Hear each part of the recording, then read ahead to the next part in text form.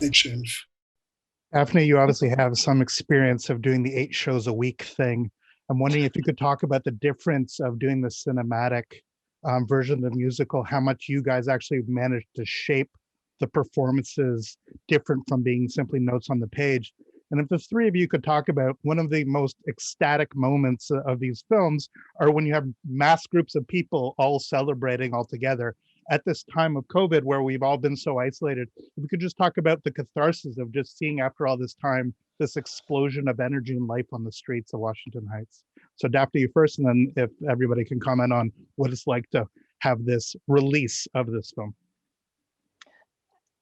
Hi, Jason. Yeah. So the first part of what's the difference? But kind of we were, time and distance has allowed Kiara, Lynn, and John to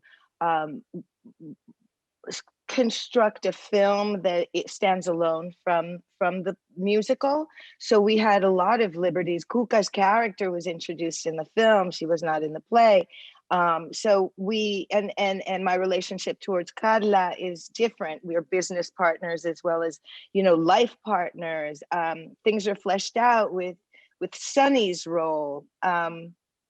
So time has informed that. And also, when you do 8 shows a week, you can say like, wow, that was great. What worked? Gee, I don't know. But like, whatever it is, let me try to remember that, keep that in my body or do it again better. Like every performance is kind of like a rehearsal for that last performance where you implement all the things you've learned.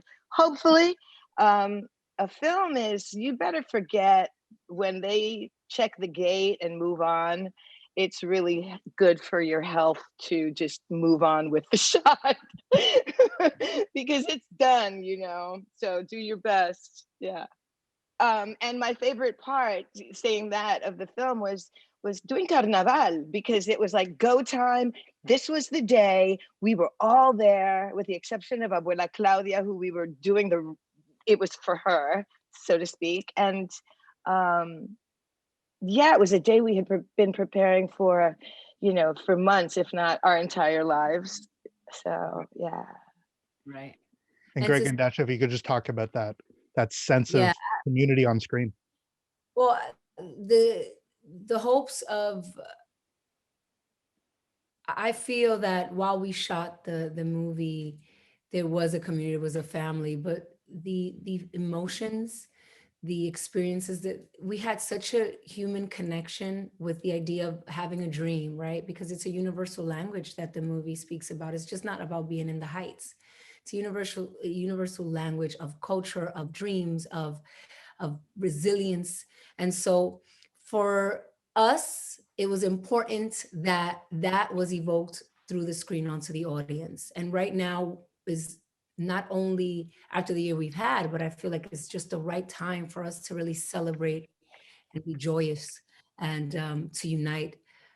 Because at the end of the day, this story, as it's a Latinx and beyond, it's not just one typical story, in the Heights. No, it's beyond that. In the film, you see the diaspora of so many topics and themes that we can all relate to.